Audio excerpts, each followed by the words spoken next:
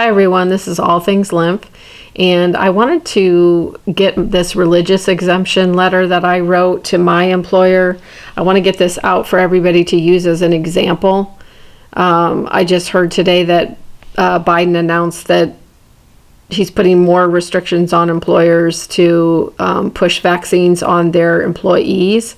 So I submitted mine on August 29th to my employer, and it was approved by my employer. They accepted it. So I thought you guys might like to see this as an example if you are in the same situation as me and you need to submit one to your employer. So anyway, here it is. I will put a copy of it in the description box below, but you use it as a guide. Do not copy it verbatim and submit it to your employer, because you want to put everything in your own words. You can just kind of use it as a template if you want, but there's a bunch of other religious exemptions out there that people have put out, so if you just do a search for them. And I just thought I'll throw mine out there too in case anybody needs some more examples. But so anyway, that'll be in the description box below. I could have probably submitted a long hauler medical exemption if I would have wanted to. However, some employers don't really accept anything for the medical exemption except what the CDC says are the contraindications for getting the vaccine. So, or taking the plunge, I should say. I guess I shouldn't use the V word because I'm probably going to be censored for that. So anyway, I just thought it was probably better for me if I did the religious exemption. But anyway, I will stick that in the description box, and you can go ahead and take a look at that and use that if you need to. I'll try to put it in there as a PDF so you can print it off if you need to. Okay, and then the next thing I was going to go over was this nano-enabled COVID-19 vaccines meeting the challenges of durable antibody plus cellular immunity and immune escape. And this article here, if you notice right up here, it does say that this article is anybody can use it. It's fair use. These permissions are granted for the duration of the World Health Organization declaration of COVID-19 as a global pandemic. So that's right up there at the top of the article. Everybody can see that. And anyway, this article goes in depth on the vaccines and how they're made, what's involved in that, the history of how they came about to the point they are today, as far as coming up with reasoning as to why they made the ones that they made, and that they do use their nanoparticle enabled. So they use this type of vaccine to try to target the lymph nodes and the germinal center that's in the center of your lymph nodes to attach the spike proteins on there so that your body produces an adequate immune response so that you become immune to COVID. However, what they go over in here, which is quite enlightening. It took me probably like 4 or 5 times to really read through here and understand everything, because there's a lot of technical terms in it, and I'm not a virologist or a scientist in that way. So, but you can get the gist of what they're saying, and for the most part, essentially all summed up, this article tells us that if you have had COVID before, you just got it naturally and you've never taken the plunge at all, you are essentially immune you have long-term immunity, and that immunity lasts basically your whole life. Because in this article, and I'm going to read this little part, it's on page 5804 of this article, and let me see if I can scroll down to that page so I can show you guys this. It's 5804. And there's also a lot of there's very large bibliography, so it tells you a bunch of other research articles that you can look at too. So it's got a great bibliography at the end of it. Let's see, 5804. I'm sorry, I'm having to scroll through this thing so fast. Okay, 5804. I think it's in here. Okay, so let's see. It's right. Let me see here. We're going to go down here to this paragraph right here. It says that I'm just going to read this whole paragraph to you. Longitudinal studies to determine the duration of the protective response after natural infection or vaccination are ongoing and of great importance for establishing future public health policies. An earlier predictor of what may happen comes from a comprehensive study looking at SARS-CoV-2 specific CD4 and CD8 T cell responses, as well as antibody levels in a cohort of 188 individuals over a time period of 8 months. This cohort, or the people in the study, includes people with a variety of disease severities ranging from mild to severe. So the people that they studied had mild symptoms up to severe symptoms of COVID.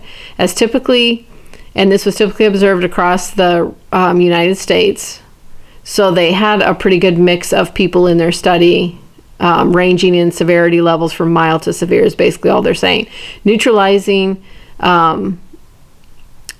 I think it's 1G antibody titers against the spike protein and RBD remained relatively stable, with only a modest decline over 6 to 8 months.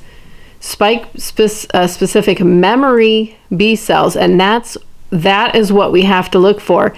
If a person does not develop these memory B cells in their immune system, if they don't develop those, they don't have long-term immunity, is basically what this whole article boils down to. Is you have to have these memory B cells and the T cells. If you have those, the T cell responses and the memory B cell responses, you are going to have long-term immunity. And if you read further down here, it says the decay kinetics of memory T cell responses after COVID-19 are similar to the vaccination response to the yellow fever virus, which is known to confer long-lasting immunity. And so I looked up the yellow fever vaccine for yellow fever that they have. I think they had it in 2017, and that vaccination is they said 100% people have long-lasting, durable immunity from that vaccine. But what they're comparing here is one thing you have to really pay attention right here is they are comparing people who had natural COVID-19. They did not take the plunge, and they just are recovered from getting COVID-19. They're comparing them to somebody who's been vaccinated with the yellow fever vaccination. So they're saying COVID-19, people who have recovered from COVID-19 have long-lasting, durable immunity, just like people who have been vaccinated for yellow fever. So they're comparing vaccinated people to people who had COVID. Vaccinated in yellow fever, and then once the COVID. So they're saying it right here that we have long-term durable immunity. They know that. They've already done some studies on that. They know that. So when they say, that's if you didn't take the plunge, well, that's people who have never had COVID. If we've had COVID, which all long haulers, we've had it. We know we've had it. So we have long-term and durable immunity.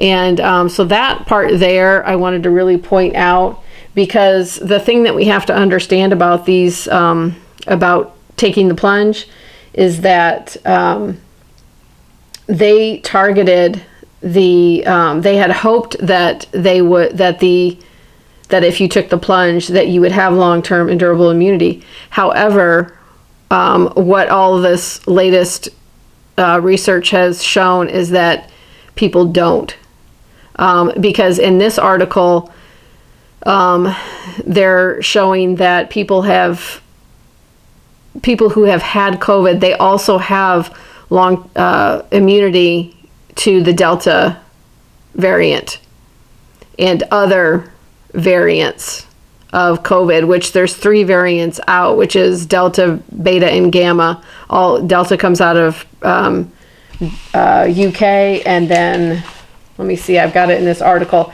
This is also in this article too.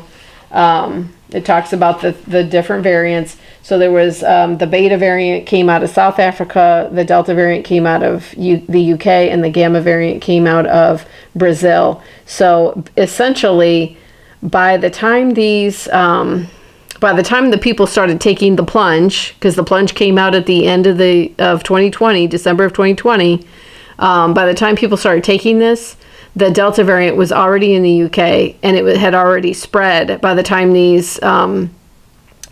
people started actually taking the plunge here in the US. So essentially, they missed the boat. They were a day late and $1 short on on taking the plunge and getting them out, because the variants had already come about, and so the original COVID-19 had basically already been through. It had already swept through everybody, because that's how fast the COVID viruses move, and that's what it talks about in this article. And so because of that, they essentially, that's why the plunge, you're seeing more and more people who have taken it, they're coming down with COVID. And why are they coming down with COVID? Because it's not the original COVID that they made the plunge for. It is the Delta variant and these 2 other ones, which is the Beta and the Gamma. That's what's going around right now. That's what people are getting. And from my area here, where I live in the Midwest, that's exactly what is happening, and it has swept through here, and almost everybody that is getting it has already taken the plunge, and they never had COVID before. So these are people who just went and took the plunge in January and February, and so the immunity only lasts, according to this article and other articles, the immunity only lasts about 6 months, and that's exactly what we're seeing on maybe in some individuals up to 8 months. But what we're seeing here in the Midwest, where I live right now, in the towns around me, the people that are getting it are have never had COVID, and they are fully vaccinated. And I will tell you, it swept through. I work in skilled nursing facilities, so it swept through ours, and everyone that got it was already fully vaccinated, if that tells you anything. So anyway, this article makes it very clear that they knew this from a long time ago. This article was written back in April, and they already knew this, that they had missed the boat on stopping anything, stopping the COVID-19 virus, because the variants had already occurred and already happened. So essentially, this push to get everyone to take the plunge, it's not gonna, it's the help isn't there from it. I gotta really watch on the censorship, so I don't want to say too many negative things about it, but you understand what I'm saying. The time has passed for it, so essentially, the cat's out of the bag. Basically, the other 3 variants are already out there. It's over with. The world has already moved on to those other variants. So the original COVID for that the plunge was made for is really no longer going around. It's only the variants. You might have some little pockets here and there of the original one, but mostly it's the variants that are going around. And so anyway, this is a very interesting article. I would encourage everyone to get this on the internet and print it out and read it. I'll try to put the link for this in my description box below so that you guys can find it easily.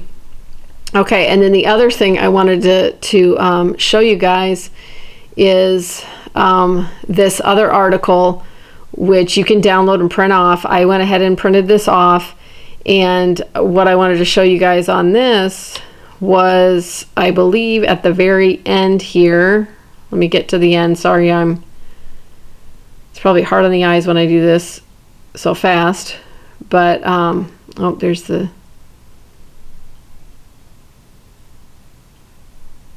Okay, I'm probably going to have to download this to get... I think it's past the discussion here. Okay. And I highlighted this, I printed this off. Let me read this to you. I'll get to my page here. Okay, and this article is called Comparing SARS-CoV to Natural Immunity to the Plunge, the big V induced immunity, reinfections versus breakthrough infections. So essentially, at the end of this, the analysis demonstrated that natural immunity affords longer lasting and stronger protection against infection, symptomatic disease, and hospitalization due to the Delta variant of SARS-CoV-2 compared to the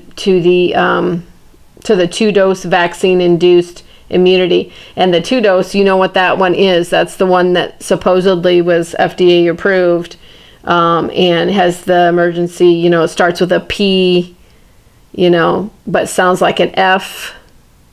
And then it goes Iser. Their two-dose vaccine-induced immunity. So notably, individuals who were previously infected with SARS-CoV-2, so that's your people that had COVID, and given a single dose of the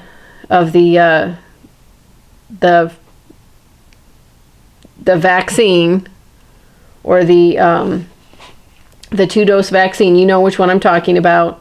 Given if you just even took the first one of that and you had prior COVID, supposedly you can have extra protection above and beyond your long-term durable immunity that they admitted in the other article that we have already.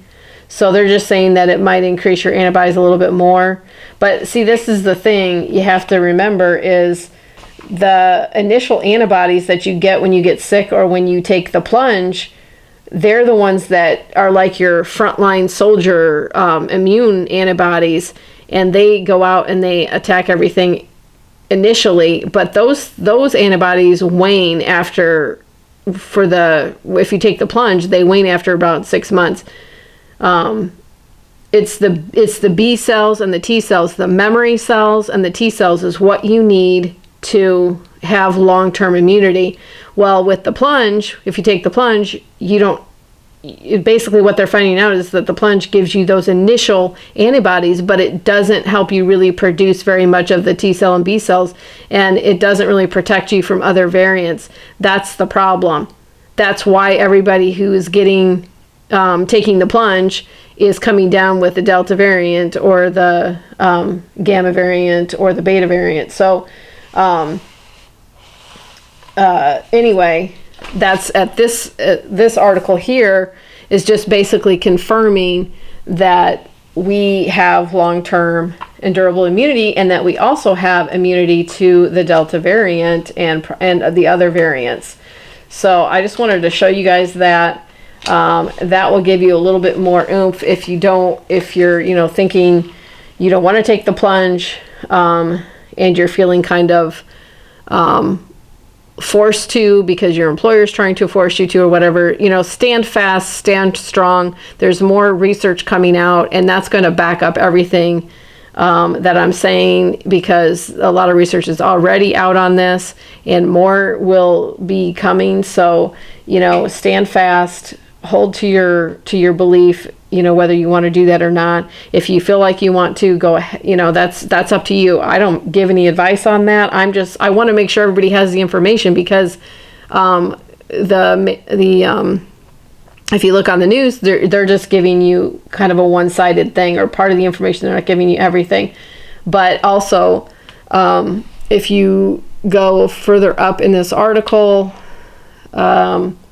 It says that right here, the advantageous protection afforded by natural immunity that this analysis demonstrates from this article could be explained by the more extensive immune response to the SARS-CoV-2 proteins than that generated by the anti-spike protein immune activation conferred by taking the plunge. However, as a correlate of protection is yet to be proven, including the role of B cell and T cell immunity. So this remains as a hypothesis. And then they talk about their limitations a little bit. And I wanted to go a little bit further up here too, because it gives you kind of some numbers on this. And let's see, where's this? Okay, broadening right here. It says, although the results could suggest waning natural immunity against the Delta variant, those taking the plunge are still at a 5.96-fold increased risk for breakthrough infection and at a 7.13-fold increased risk for symptomatic disease compared to those previously infected. SARS-CoV-2 naive vaccinees, those are ones that have never had COVID, were also at a greater risk for COVID-19 related hospitalization compared to those who were previously infected. So it's pretty good information in here. And then also up here says their analysis demonstrates that SARS-CoV-2 naive vaccinees, so people who are just taken the plunge and they're not, and they've never had COVID before, had a 13.06-fold increased risk for breakthrough infection with the Delta variant compared to those previously infected. When the first event, infection or taking the plunge, occurred during January and February of 2021. So, and that's what I see with my own eyes where I live here in the Midwest is everyone around me where I work, they have come down with COVID, and they were fully took the plunge.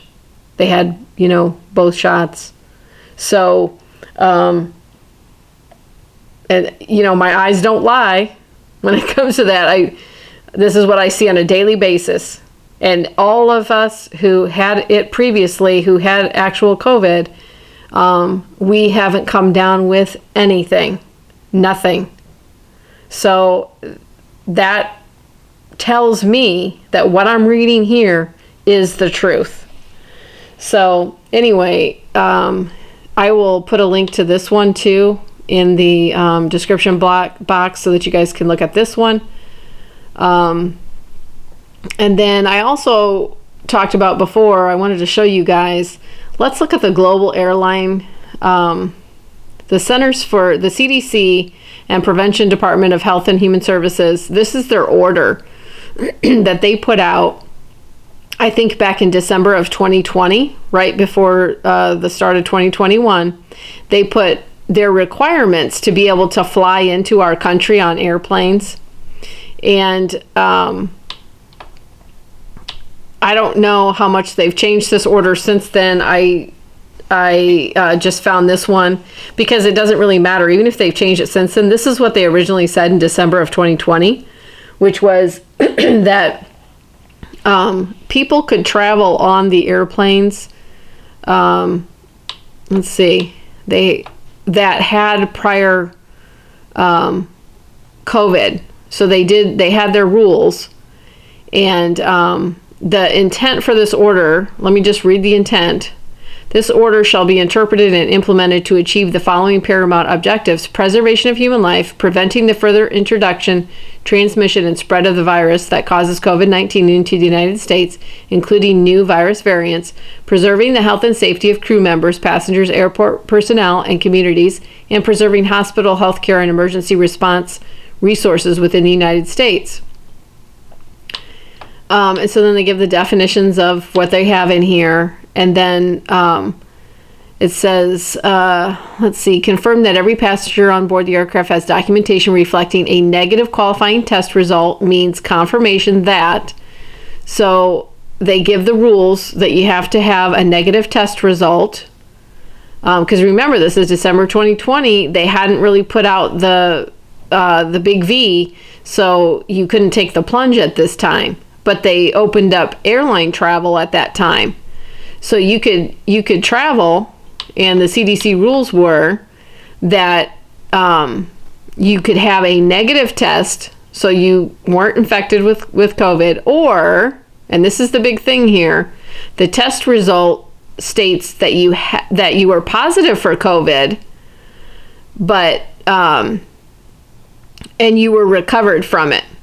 So another way that you could fly was that you could confirm, the airlines could confirm that a passenger has a written or electronic documentation of recovery from COVID-19. And so they told you how you could do that. You could get a positive test result, have that printed out from your doctor or whatever, and then you take it to the airline when you want to fly, and then you could get into the United States if you had that from foreign countries. Okay, so this right here, where they tell us that the test results that you could have COVID, if you were recovered from COVID, you could come into the country. That's all you had to do was show a positive test that you did have it before and that you are recovered from it.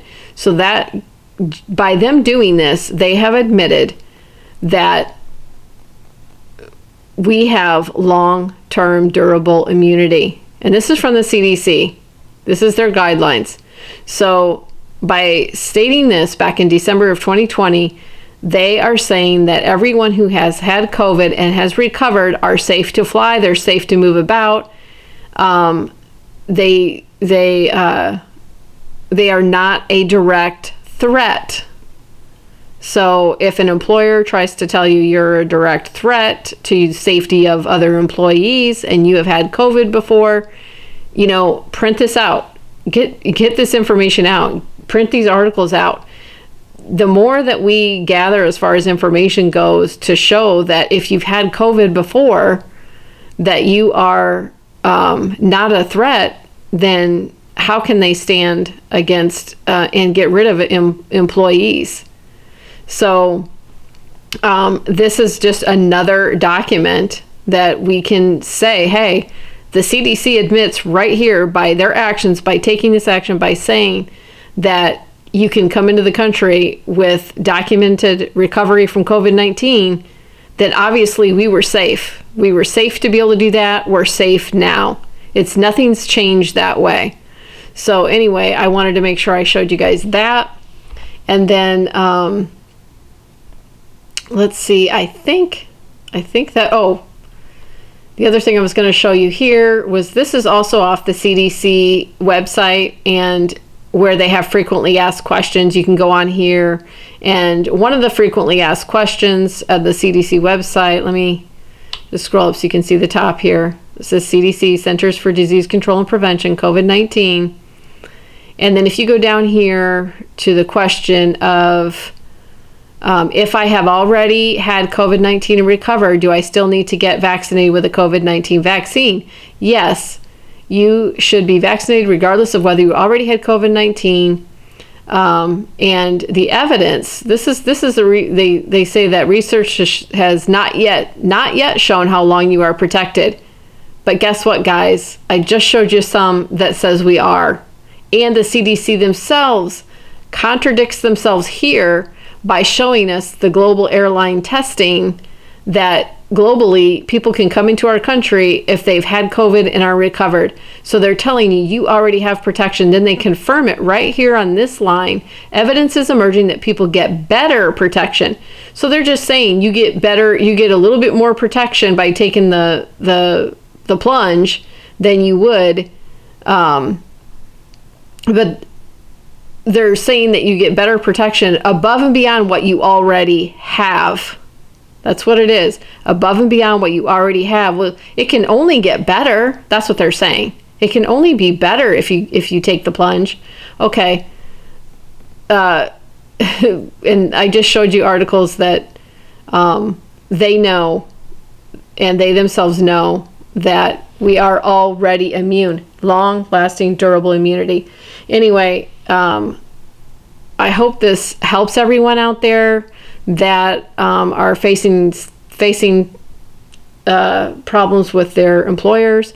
And so I hope this information helps. I'm going to get going so that I can get this uploaded and posted for you guys. Have a great day. Have a great night. And I will see you in the next video, or talk to you in the next video. Bye for now.